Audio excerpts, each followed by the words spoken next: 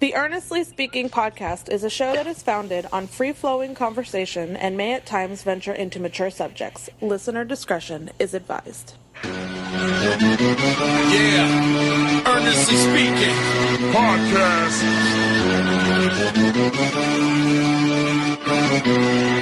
Let's get it. I'm a giant in New York, in Miami carry heat. So much more in store, my product can flood the street. Opinion Nation Godfather, CEO. Puff in the late 90s, gon' see me blow. Oh. Got my hustle on, no imitation of that. Army of untouchables, Opinion Nation staff. Never an off season, homie, check the numbers. Heart throb in my own right, supplying southern comfort. Earnestly speaking, my ego is well fed. Earnestly speaking, you're too feeble and no threat. See, I'm like a hurricane, you're a mild breeze. Earnestly speaking, leaving Eli a dynasty. Shake!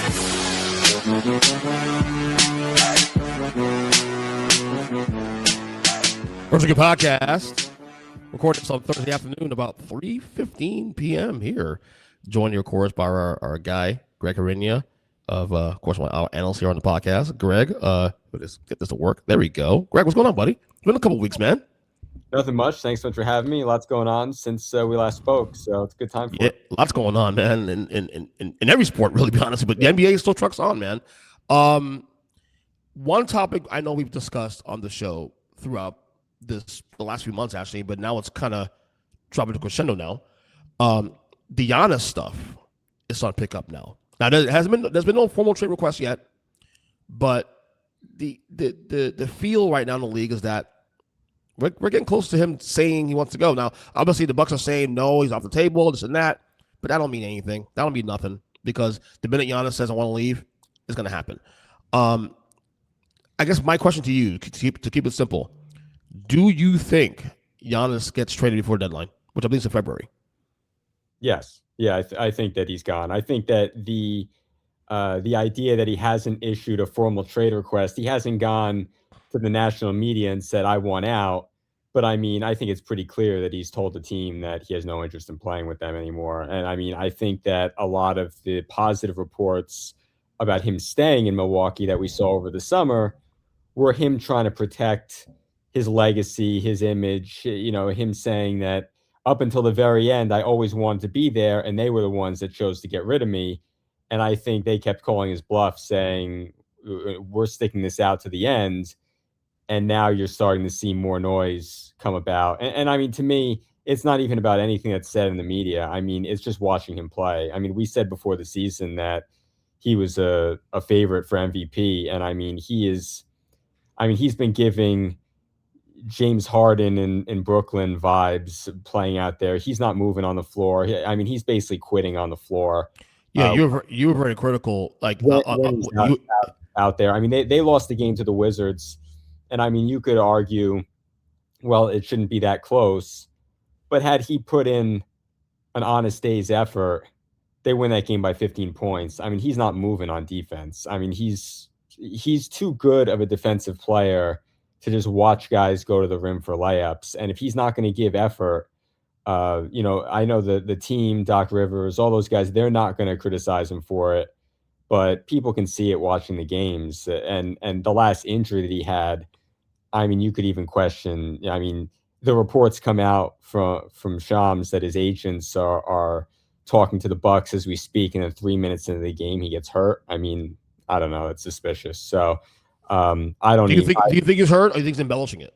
I think he's embellishing it. I don't think he's going to play with them again, personally. Oh, you think it's done? Because now they extended, because they were saying he was out 2 to 4 weeks, and then Doc Rivers, I think early this week, said that now it's going to be 4 weeks definitely. So some of the optics here look really weird.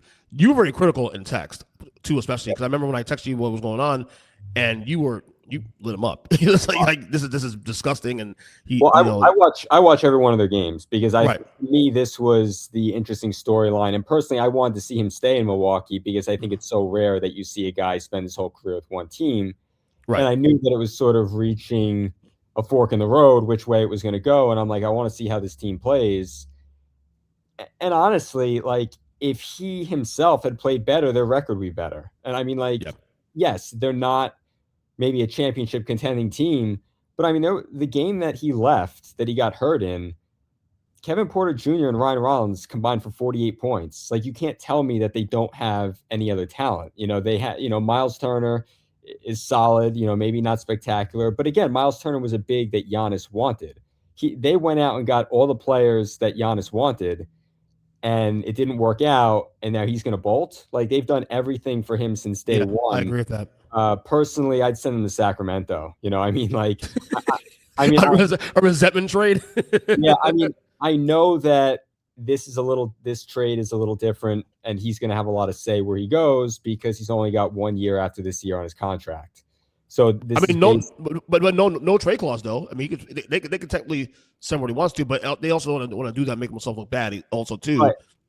Well, no, my issue is that if he is arguably the best player in the league, if he's giving you a full day's effort, let's say he's the third best player in the league. At worst, you see Mikal Bridges, you see Desmond Bane going for 4 and 5 first-round picks. What is the package going to be like for him, and how can you make that trade if he says, I'm not going to re-sign there? So, I mean, like, you're going to basically gut your entire franchise to have 1 year of him.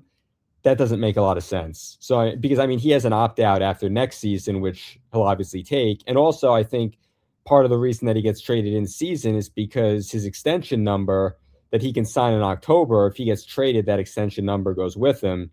If he gets traded, I think after the season, I think he's got to take a lower amount. So I think that a lot of dominoes are lining up for him to be moved. And I think he didn't want to be portrayed as the bad guy.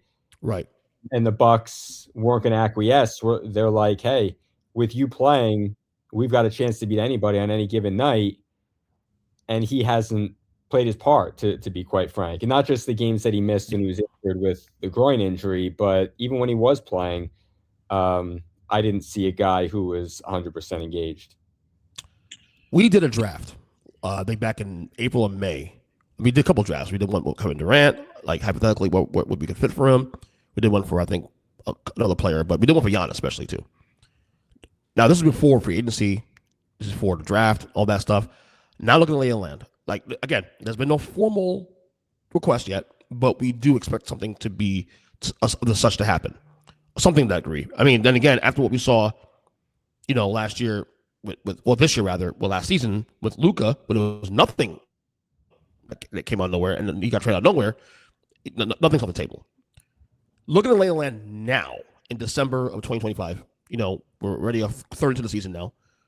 Where do you see the fits now? What teams do you see in the mix for him?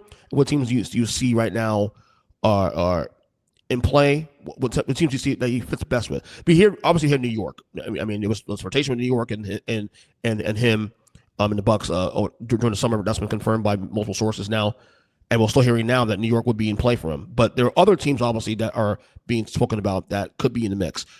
Are they the same teams we discussed, do you think, over the summer, or do you think there's new teams at the table now? I would say it's pretty much the same teams. I think the reason why, and we talked about it, it's like if he wanted to leave, why didn't he request a trade by the draft? Right. I think by the longer this goes, the more leverage he has in a deal.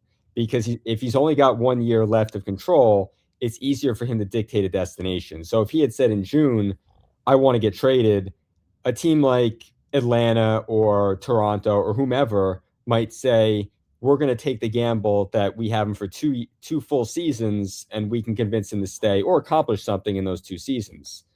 Now that he's basically a lame duck going into next year and you're looking at like a Kawhi in Toronto situation, that basically allows him to pick his destination a little more. So I think New York is probably still in the lead. I think, in the East, it's probably New York and Miami.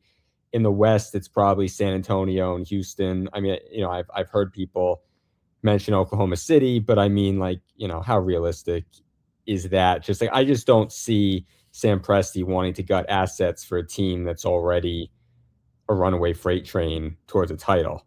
Right. I don't see them doing anything that's going to potentially shorten their window. Now, granted, you could always make the argument, look at the Celtics. You thought that they were going to win a ton of championships, and then Tatum gets hurt, and now you don't know where they go. So you don't always know how wide your window is going to be. So, I mean, you have to take that into account too.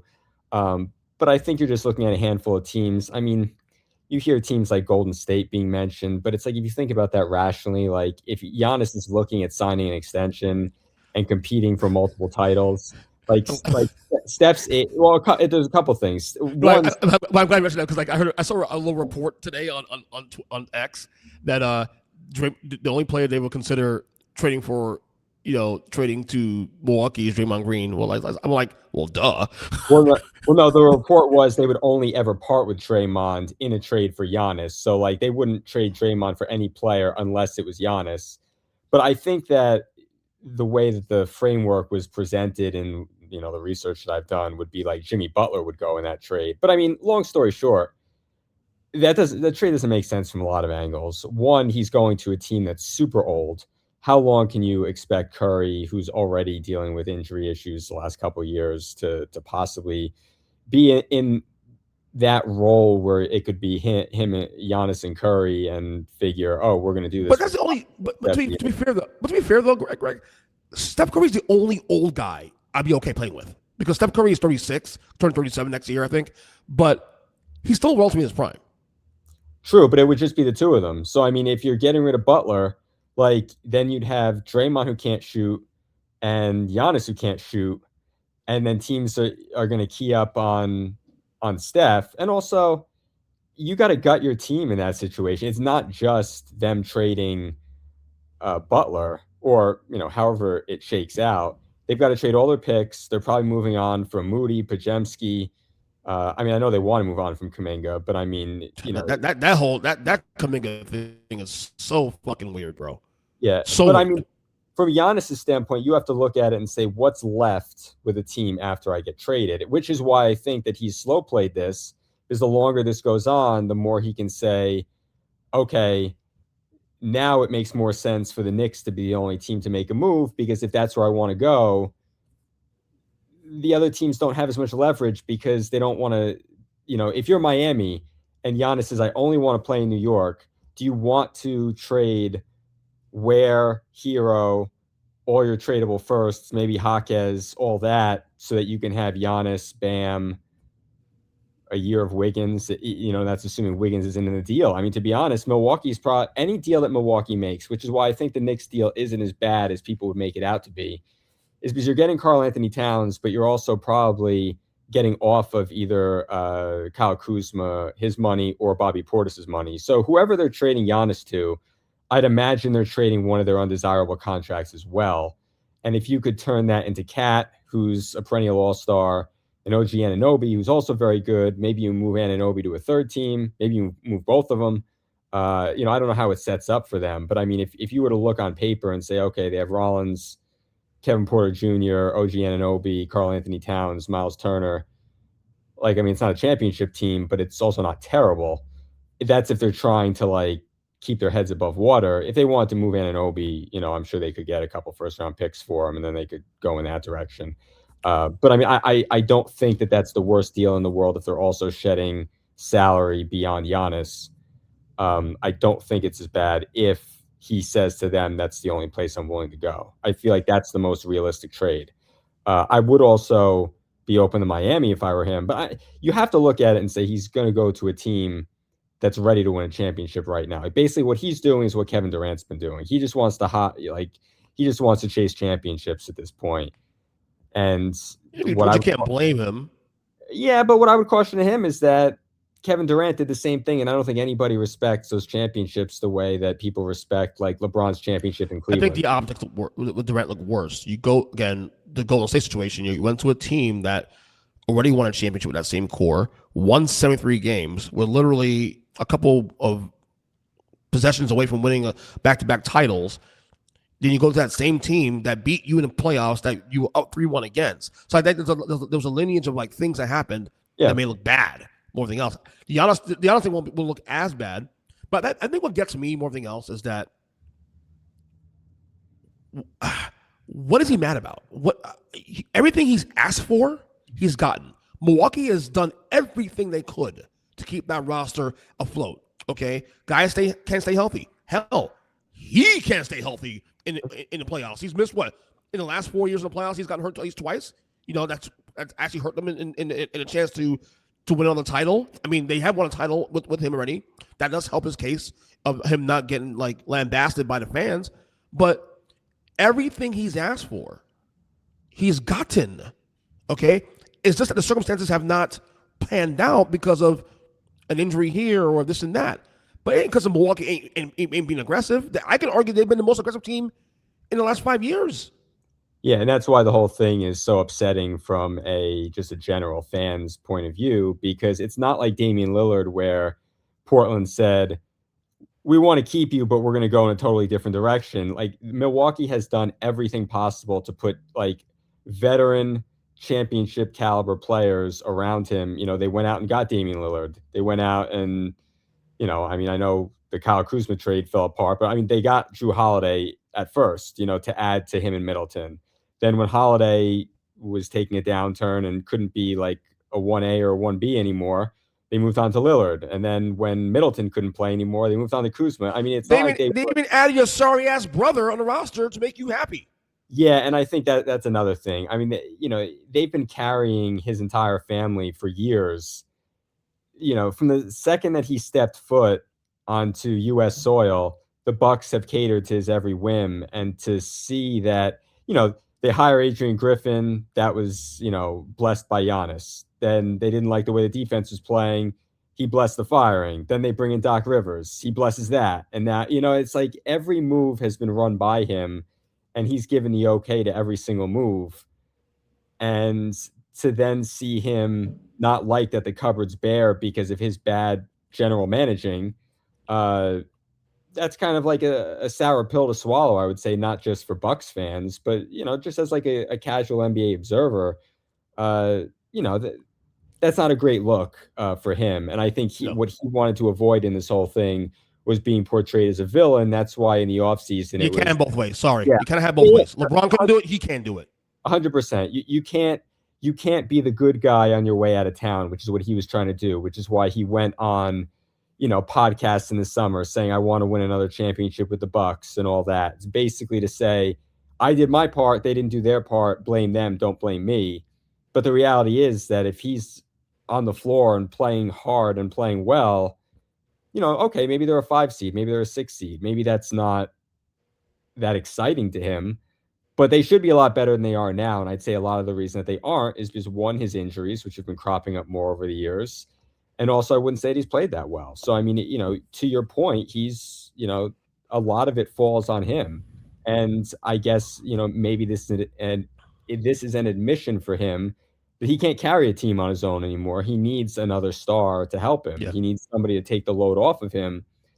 And that's fine, but that's not something that you hear Jokic saying, you know? So, I mean, like, don't expect to be put in those same categories if you're going to look for the easy way to a title.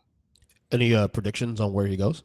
Yeah, I mean, I'm still going to say the Knicks because my guess would be that that's where he tries to force his way to, and his representation and the Knicks are going to say, look, if he's not going to re-sign anywhere else, this is your only option. Or lose, or keep an unhappy player for a year and a half and then lose him for nothing in free agency. So, I mean, you know, I feel like he's sort of holding them hostage a little bit with that. I think Miami is probably a long shot for it. I wouldn't rule them out at all.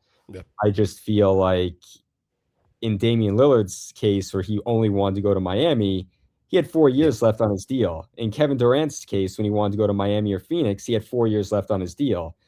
Giannis this summer is going to be heading into the last year of his contract. It's like a lame duck status. So it's different in terms of where he's going to dictate going. He doesn't have a no trade clause, but the price that it's going to take to acquire him is going to be so exorbitant that it doesn't make sense for a team to like it. I've heard Atlanta mentioned a lot because they have that pick that belongs to kind of both the Bucks and the Pelicans. You know, the Hawks retain the right to pick whoever's pick is better. So if, you know, the Bucks win the lottery, it goes to the Hawks. If the Pelicans win the lottery, it goes to the Hawks. But it's like, if you're the Hawks, why are you giving up that pick and maybe 2 or 3 young guys along with other picks if he says, I'm not re-signing there? So now you're giving up, you know, possibly a shot at Cam Boozer or AJ DeBonsa or Darren Peterson for 1 year of Giannis, which, you know, if you look at the way Oklahoma City looks right now, like, I don't know that it really makes sense for a lot of teams to go all in on him, given that I feel like you're going to draw dead once you get to the finals anyway. So yeah. I don't know if you follow sports media as a whole, like all the ins and outs of sports media, but Max Kellerman's back after 4 years away. Remember him and Stephen A. Smith had a big breakup on First Take, and then ESPN did layoffs a couple years ago, and he was one of the people that got laid off. He was on a non-compete for a while, but now he's back. He's doing a podcast with Rich Paul. They launched that this week. First episode dropped this week, and Rich Paul came blazing and had some critique on the Lakers, who started the year great. I think a 16-7 or 16-8 right now currently, as of this recording. And they're number 2 in the West currently. But Rich Paul still does not believe they are contenders. Here's his a clip from that podcast. Do too much and well, that's not on him. I mean, sitting in the corner is not going to do much. But yeah, I think, in order, like, I personally don't think the Lakers are good enough to be contenders right now. Not right now. When you say contenders, what do you mean? I don't think they have enough to get to the Western Conference final. I don't think they have enough to get to really contend from that perspective. So right OKC now. is in a class by themselves. Very much They so. won 1 million games last year. They won the title. They have one loss and 23-1 now? 24 Can't now. I keep stopped up. counting. Right, like, Yeah. so it's crazy. They're good. They're really good. And I always thought, even last year, it's like, wait, they're this good and they're going to get Chet Holmgren at a certain point? Like, that's a lot, right? Yeah. That's a lot. And here they are, they're rolling. Now they're confident because they just won the championship. They're maturing. They're getting better. So, okay, put them aside for a second. You think the Lakers don't fit in with the rest of the pack? They got the second best record in the conference. Yeah, but we've seen that before. That doesn't mean anything. I think when you look, we've seen it, right? We've seen when you have the talent up top that they have, those guys can win games. LeBron Right. and Luka. But also, Austin's And played very Austin well Reeves, this yeah, year. He's absolutely. taking a step. But then things start to really, when you come to back half of the season, where guys are really, now they have their conditioning, They're scouting you get in the different. They're rhythm, preparing scouting for you different. more. Yeah. It's one thing. Then when you go into the playoffs, we seen last year, they ran into athleticism and length. They struggled. So when you look at it now, athleticism, length, shooting, speed, right? Because now, can the Lakers play fast? I don't think so. All right. It's kind of shocking to hear from him, but given who he is, given who he represents, you would think he'd be a little bit of a homer because that's LeBron's boy, his best friend, the childhood friend, all that good stuff. But I listened to the entire podcast, and I'll be honest with you, Greg. Look, great start withstanding, phenomenal. They've overreached my expectations of what I thought they'd be this year. Having said that, he's not wrong, in my opinion. Your thoughts? Yeah, I think he's 100% right. I think there's two things going on there. One, he's right, so he's just giving an honest assessment of it. Two, I think he's probably working LeBron's angle a little bit, saying, maybe if they move Reeves in like a bigger deal, can they use their picks and Reeves to acquire a player like a Giannis? Like that's right. he's something for, trying to build up Austin Reeves a little bit and say, oh, if my client, because this is arguably LeBron's last year in LA, but this is also a good situation for LeBron because he doesn't have to carry the heavy workload. He's got Luka carrying it. But when you get to playoffs, as Rich Paul mentioned, how are Luka and Austin Reeves going to guard other backcourts? I don't think they are. So I don't think that's the perfect marriage from that standpoint. I think what they really need is like a star caliber player on the wing, or like a Giannis, and I think that's probably what they're angling for. I don't know that they have a package for that unless Giannis says this is one of the two teams I want to go to. Right. But I think that he's right in the sense that as it is now, I think it's been a little smoke and mirrors the way that they've played. I think they've had kind of a fortunate schedule, and I think that they're a very good team, borderline Western Conference Finals type of team. But I mean, they're nowhere near the class of OKC. And then you look at it and say, okay, I could see the way Denver could give OKC a run for their money. How do the Lakers give OKC a run for their money? And I don't know that you can illustrate that. I think with Denver, you can at least say, they're deeper than they were last year. They still have Jokic, who's unguardable, and maybe the fact that they have 8-9 guys who can play versus last year where they basically had 6 guys who can play. Maybe that's to Denver's advantage. But for the Lakers, you look at it and say, as their roster stands now, I don't really see a way that they're contending with OKC or with Denver or with Houston for that matter. And I'll be honest with you, I'm not even saying because of last night's result. A healthy Spurs team, I question that. Yeah. Because the Spurs have been phenomenal so far out the gate. And that's what Wemby missing, at least 12 games already? Yeah, I mean, the issue for Wemby, maybe for his whole career, is going to be how much can he stay on the floor. Right. Which is why if I'm San Antonio, I probably look at like Giannis or any other big name that comes available. I probably look at that differently. I think he's the biggest wild card. I think they're the biggest wild card in Giannis stakes, honestly. The San Antonio. Yeah, but I mean, if I were them, I'm not parting with Castle or with Dylan Harper. I would look at it and say, we don't know if we can count on Wembanyama. We've got 2 fantastic guards. We don't want to break that up for an older player who's already breaking down and then shorten our window. If I were the Bucks and I could get my hands on Dylan Harper, would I do that deal? Sure. Or Stephon Castle and pieces and whatnot. But if I'm San Antonio, even though maybe they're not at that level just yet, I would probably stay the course and not overspend for an older guy because I don't want to give up any of those young guards. Wait, so we're there now? We're calling Giannis old now? Yeah. He's about 31, I think? Yeah, he's 31. Yeah, but I'm just talking about like injury history too. Injury history, and as we discussed on the show in the past, his game, unless he's going to add a consistent perimeter game like KD does have in his late 30s, Steph Curry also too. I'm not even asking to be as good as those shooters, but can you be, I see more Jimmy Butler than I see Kevin Durant and Giannis as he gets older. So to your point, 31 is cool. Yeah, it's 31, but that's, if you don't have a shooting, you at some point your body will betray you, and it's starting to do little by little do that now with you. Having said that, but the Lakers though, I don't want to insult Laker fans here. I know some of them listen to this podcast and they're gonna give me shit. Oh, what the hell, man? We had a great start. LeBron's playing good, and Luka. Here's the deal. You ain't even close to OKC right now. What gets done in a second, because what they're doing is historic. Okay, I don't think you'll be Denver. I think Jokic is playing out of his mind right now. Okay, and they're better than they were last year. And as long as Jamal Murray is healthy, they'll be fine. Houston is, it's funny. Houston was a story coming to the year, and they're quietly playing pretty well. Quietly, that's kind of scary. So there's 3 teams right there you mentioned, and I still think San Antonio healthy is still better than the Lakers. So are the Lakers a top 6 team in the Western Conference? Yes, I'll give you that, because that was a question. And to me, that's actually a win, because we were questioning that into the year. Now it's like, oh, you know what? They're a top 6 team in the league. But that, to me, that top 4 is locked up. Okay, that 4 is the 4, in my opinion, right now. Unless something changes, the injury happens, all that.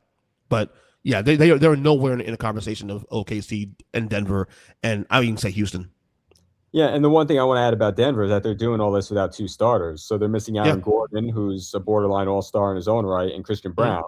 So, right. I mean, the depth that we've advocated for all offseason when we talked about who would the contenders be, that depth hasn't even been there yet. So I think the idea is you get those guys back, and you're talking about a little bit different landscape. I should also note on OKC, and I know we're going to get to them, but they're coming now. Yep. Yeah, they have played the easiest schedule in the league so far, just based on percentage points. We did this last year where every time I would come on, I would talk about strength of schedule.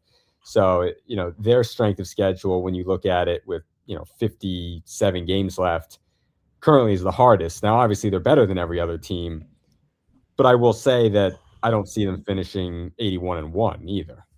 No. Now, here's a question. I'm glad you mentioned that, because that's part. You're good at this, man. You're good at this. They're 24-1 as a recording. Okay, they just tied the Warriors record from when they went 73-9 back in 2016, 2017. Okay, 2016 rather. Do they remember they won 68 last year? People forget that. That was the quietest 68 wins I think I've seen in my entire life watching basketball. Does OKC get to 70? Yes or no? I came on the show last time and said no. I would say if I had to put my money on it now, I'd probably say yes. But I mean, again, I think you're probably talking anywhere between 68 and 72 or 73.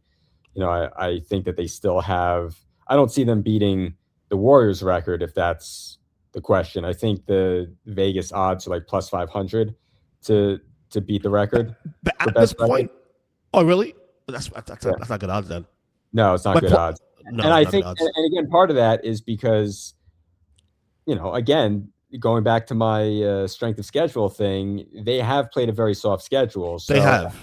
And look, that's not their fault. They're beating up. I mean, they won last night's game by 49 points. So that's not to say that they wouldn't have run roughshod over anybody that they played. But I do think that their schedule will stiffen at some point. And then you have to wonder, you have 3 games in 4 nights. You're flying in and out of, multiple cities. Maybe Shea has to miss a game here or there. Maybe Chet Holmgren has to miss a couple weeks for, a quad strain or something like that. I think the NBA season catches up with everybody at some point. I know they missed Jalen Williams for a long time. But that's what I'm saying. The one thing I will say about their start is that, yes, they had an easy schedule, but they also didn't have the second best player for most of that stretch.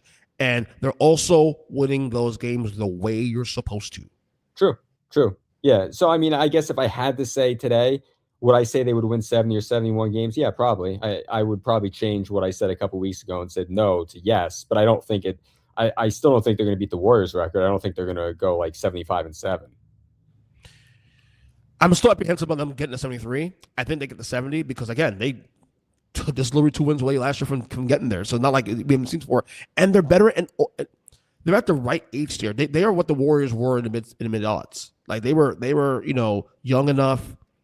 But the difference, I think, too, also is that there's not as many distractions. Steph Curry was a star by then. By then, Steph Curry was a mainstream star by the time he got to the 2015-2016 season. Okay? SGA, while he has a title, while he has MVP, all that stuff, it still feels like he's not, he's not mainstream. He's not on every commercial in the way because Steph Curry was.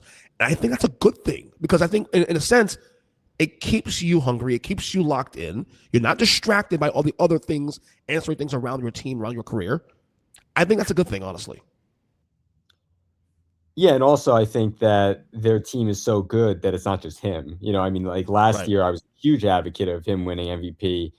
I think this year you see with how good the rest of his team is playing that like he did actually miss a game the other night. They still won without him. So I mean, I think that they've got such a machine going there that it's not just one guy that's, propelling all this. Now, obviously, they couldn't win a series against the Nuggets without him. Obviously, he'd be the catalyst for a win in that series.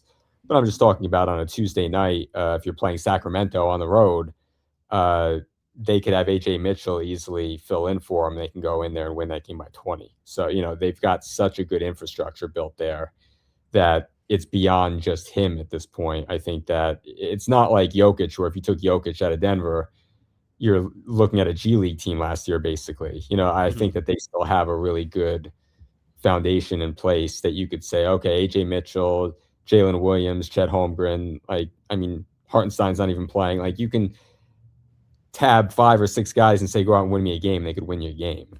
That's not going to work in the playoffs, but I think that works very well for random NBA regular season games. Yeah, totally agree with you there.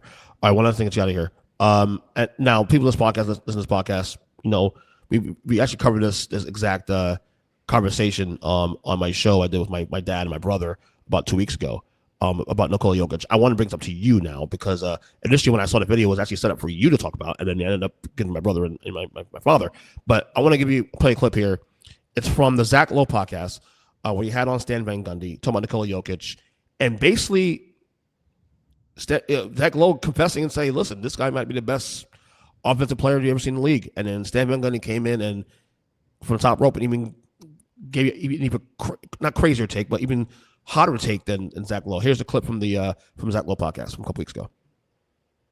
Front office said this to me at Summer League, and I just hadn't heard it verbalized like this. I think Jokic might be the best offensive player in the history of the NBA. I think that's on the table now for me. Well, he might be the best player in the history of the NBA. Here's the thing.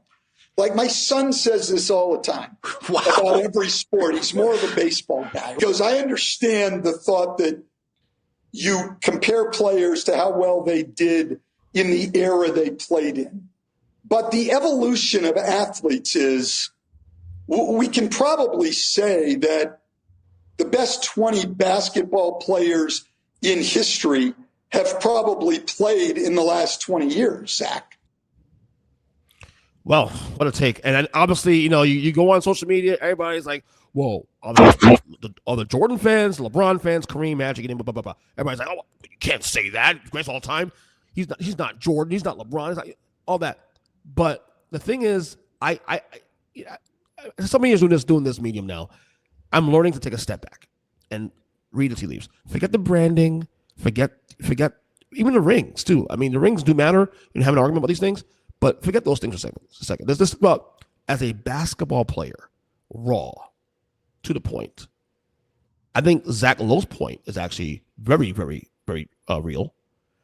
I think Van Gundy's a little hot take-ish, but if you take a step back once again, is it really silly? I don't know. Your thoughts? What do you think?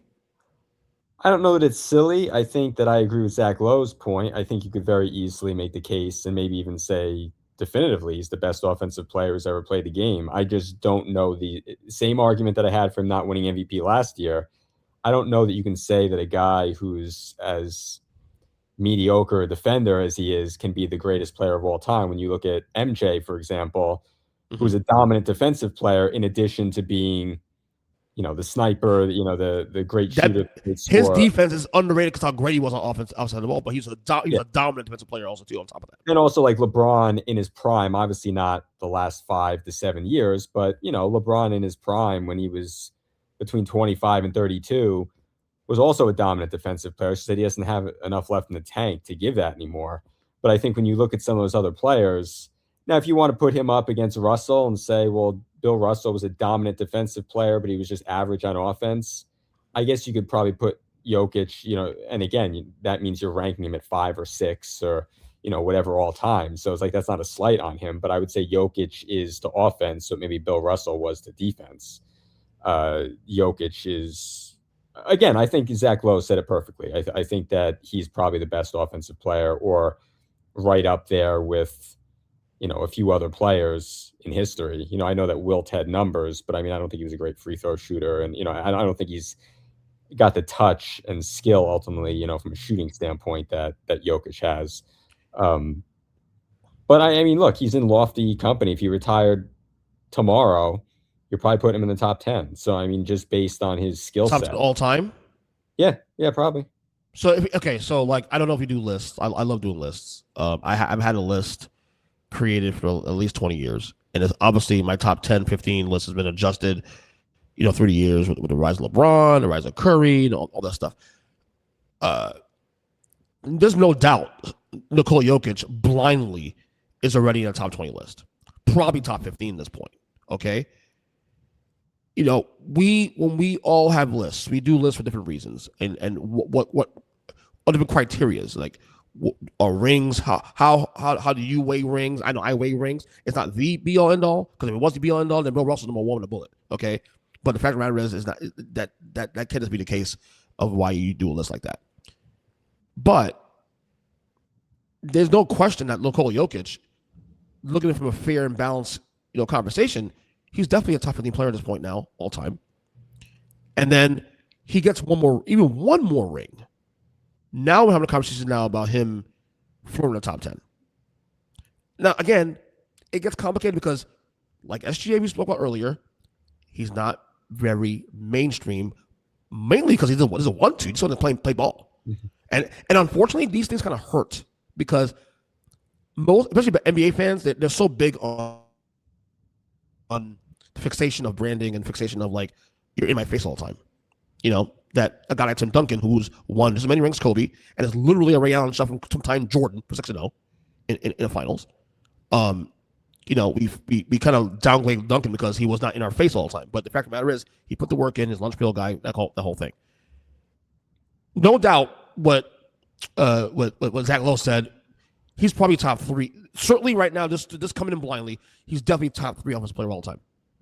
Arguably number 1. I think Jordan's the only guy you're looking at as like, okay, well, but again, Jokic's range, Jokic's touch, his post game, it's pretty much 1-1. It's close to 1-1 you're going to get. But in terms of all-time rankings, he would definitely need one more ring to really make an argument for top 10. Because here's the thing with my list. Every guy in my top 10 has multiple rings, okay? And if I'm mistaken, I don't think anybody has 2. Olajuwon was my top 10 for a long time. He's down a little bit now. He's like 12, 11, 12, whatever, maybe. He has 2 rings. There was not anybody in my top 10 that has any less than 3 rings. Larry Bird being the guy, I believe, is the only one that has 3 rings. Oh, no, I'm sorry. Wilt is the only guy that has 2 rings on my top 10. But Jokic has been so good, and he's padded his stats, and he's also so good on that side of the ball that even on the ring, you can make a case for him saying, well, we can still let it slide because he's been so good as an offensive player that you can't deny it either. So I don't know where you have on your list. I know he's in my top 15. I don't know where. I have to update my list. I believe, to me, honestly, these lists are funny because, like, we debate top 10 all the time. And yet, to me, as I got older, the really fun debates, honestly, are 11 to 25. That's more fun for me. Because there are guys on that list, in my 11 to 25, that I've never won a ring before. You know what I'm saying? A guy like Charles Barkley, a guy like Elgin Baylor could be on that list.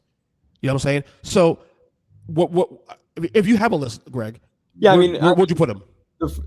The top 5, I mean, is pretty easy. I mean, you're talking about Jordan, LeBron, Kareem, Magic, and then you're looking at Russell, Wilt. I mean, that's 6 guys right there. Yep.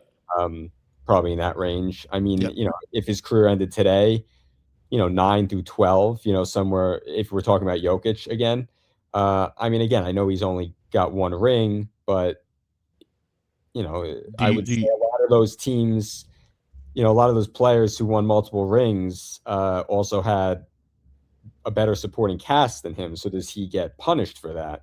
Right. But then you also make the argument he's not a great defensive player either. Whereas you look at a guy like Tim Duncan and it's like he was dominant at both ends and won 4 titles. So, I mean, it's 5 titles. 5 titles, excuse me. Yep. Yeah. So almost 6, almost close to 6. Yeah. Yeah. If not for Ray Allen, I guess. But yeah, thank God. Yeah. Sorry. But yeah, so I mean, does he get credit for playing both ends? Like, yeah, he probably should. And maybe it is recency bias. I would say that Nikola Jokic is a better offensive player than Duncan was, but Duncan was such a good defender too, and a winner. Yep. And a winner. So it's like, how do you move him above that? But I mean, again, we're splitting hairs here, and we're also talking. I don't think that it's knocking a guy, be it Duncan, be it Jokic, be it whomever, for saying a guy is the 11th best player of all time or the 9th best player of all time. So Jokic is like Olajuwon in this conversation, but the reason why Olajuwon gets more credit from me than Jokic is because, again, 2-way player. Olajuwon is arguably the greatest 2-way player in the history of the game. Arguably. Like, certainly top 3 for me. Because he not only was dominant on the opposite side of the board, he was actually extremely dominant on the defensive side as well, too, also. Yeah. So, I don't know, like, okay, so, like, you say you have Jokic 9 to 12. Would you put him ahead of Kobe? Yes or no? Ooh, I guess today probably not. I guess. Okay. What about Steph? What about Steph?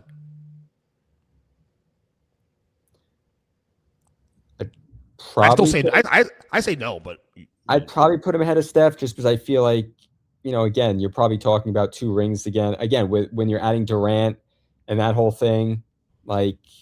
Am I going to punish Jokic for not jumping on? Again, not all championships I would say are created equal. True, I agree with that. I think that LeBron's Heat championships don't carry as much weight as his Cleveland championship. I agree with that 100%. If Durant won a title this year with Houston, that would carry more weight than his Golden State championship. So I think everything's a case by case basis. Yeah, it's a good point there. I got to do my list. I got to do my list 11 to 25. Jokic is definitely my top 15. He's definitely in the Olajuwon Shaq conversation. But, yeah, it's interesting because, like, supporting cast, too, especially, like, your next best player is Jamal Murray, who's pretty good. Yeah. But he ain't Pippen. He ain't Worthy or Kareem. He's not, the only other guy that has a comp to that is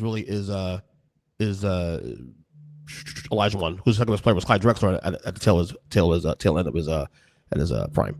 Phone call coming in. 1 second, all right? All right, sorry, wife was called. So, like I said, I'm gonna do update my list again, 11, 20, 25, and kind of see where we stand on that one.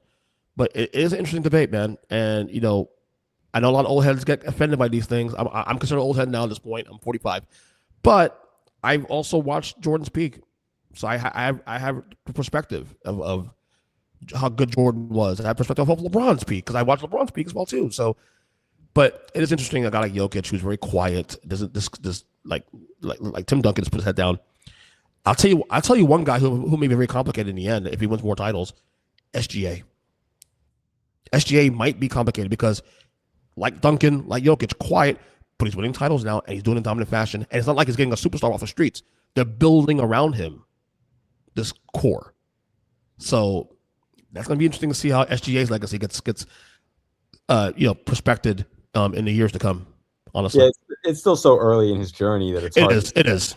It's hard to say in 10 years where we'll look at him. But those numbers right now, those numbers are compared to Jordan. And I know the NBA is different today because the hand checking rule is not longer a thing anymore in comparison. But he's still putting up 30+ a game like it's nothing. And they're winning. And they're winning titles now. So the ring argument now can be used against him because he already has a title now. So we'll see. The NBA is a very fascinating league. And the way it grows and the way that the game has grown through the years, it makes for an interesting conversation. This is why I love this podcast, because through the years of discussing these things, things change and perspective change, and it's great. So anyway, Greg, thank you as always for coming to the pod. It was a great conversation as always. We'll have you on soon, of course, as always. Anything you want to plug before we get out of here? Anything? Nope, nothing to plug. Just going to keep watching the games and see where the next couple weeks have us. Are you digging the NBA Cup? I mean, I'm watching it. I mean, anytime you can get good teams playing against each other, I'm not going to turn it down. But, at the end of the day, I don't think that teams are changing strategy much. I mean, the Lakers won it the first year. The Bucks won it last year. And I don't think that was a saving grace for either one of them in any way. So I'll say as much. I'm watching it because it's a game. Mm. I don't look at it as NBA Cup. To me, the NBA Cup for me is another regular season game. So I'm watching it by default. Yep. Yeah, I think that's a fair way to put it, and I look at it the same. So there you go. Good job, Greg, as always. Yep. Thanks for having me on. I appreciate it. You got it, brother.